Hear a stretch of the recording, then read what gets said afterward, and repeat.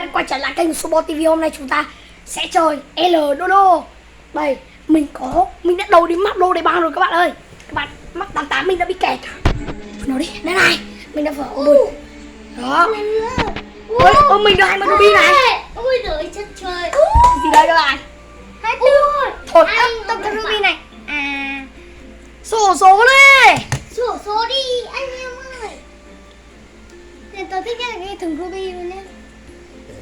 Được ruby à? Bây giờ Bon bắt làm nhóm đi. Ok, em tự ấy. Anh cho mọi người xem một bất ngờ. Các bạn hãy nhìn con Khan của tôi biểu diễn này.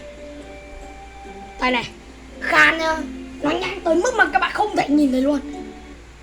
Bình thường cái này phải hồi đúng không? Cái này phải hồi đúng không? Không phải, đây này bọn nhìn này. Thấy cái gì đây không? Chả thấy cái gì đây đúng không? Đấy, nhanh hết mức đấy.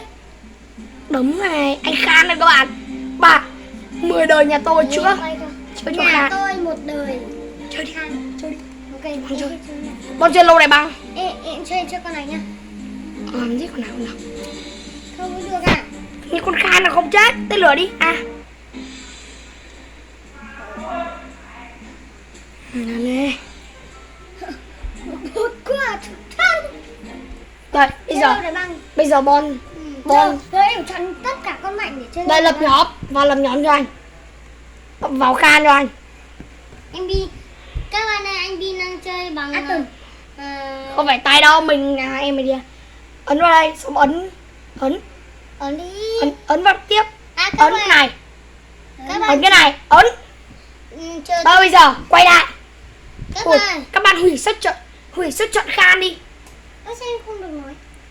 Nói đây mọi người Các bạn đây. ơi, để tôi tí nhá. Nên chọn con gì? Đây, bây giờ tôi chọn bồn sản nhân luôn, đây này. Rồi còn lại em đấu à? Ôi ơi. Các bạn táo chơi được không? Được. Wow. Hả?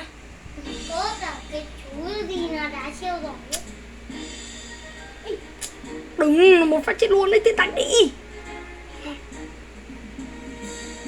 Ấn 2 đi. 2.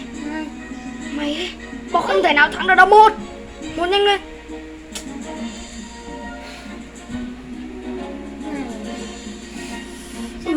Nhìn máu Mi này. Rồi có 6 sao? Không, mình đầy tổ team làm sao là mình có thể đánh được. Ra liên tục nhiều con vào. Loạn lên luôn. 1-2.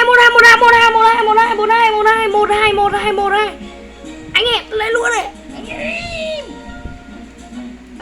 Liên tục. Có 2 con thôi các bạn ơi, nhìn này. Tên lửa đâu? 1-2-3 đến 6 tí 10. Hắn đi. Đây có số 3 nhanh, có số 3. 1. Tôi thua rồi. 4 kìa. 4-2. Biểu này đi. 5. Ôi chết rồi. May quá. 3-4 lên. Con ơi. Hôm nay chúng ta sẽ chơi là Dodo map này trên lô này bằng. Ơi. Bây giờ thật tiếc cho các bạn quá. Đấy vì nó rất khó nên mình sẽ cho Bon chơi map. Không, mình không đấu map này. Mình sẽ cho Bon chơi map khu rừng 3 thôi. Bon chỉ ra 1,2 thôi. Ra 2 em 5 sao này, em 5 sao này và em 5 sao này. Đây chơi đi. Dễ mà. Map này anh qua rồi. Ôi, tụi mình kìa các bạn ơi, nhìn được. Rồi mình level 45 rồi này. Ở trước mình level 20 nhá. Một phát mình lên được 25 level. Ui, sao các bạn nhìn mặt mình thế nhỉ? Đây là mình đây. Mình và mình cái top nhá. Đây, và bây giờ là anh Bon đang cắt tóc của anh Bin. Anh em mình đấy mà. Và bố bọn mình cũng Cái gì đây? Bon không bật cái này. Ôi ôi, bỏ Ấn lỗ cái đấy rồi. Bạn này. Thế con này cười. Cái gì đây? Vừa lấy con này cười. Cười. Đấy, cái gì đây? Không ấn à? Ấn đi, ấn 2 đi. Ui dồi, nhìn máu này. Ôi chết rồi. Ôi, bọn này sẽ không bao giờ làm gì được 2 con 5 rưỡi yêu quý đâu. Thì phải cho.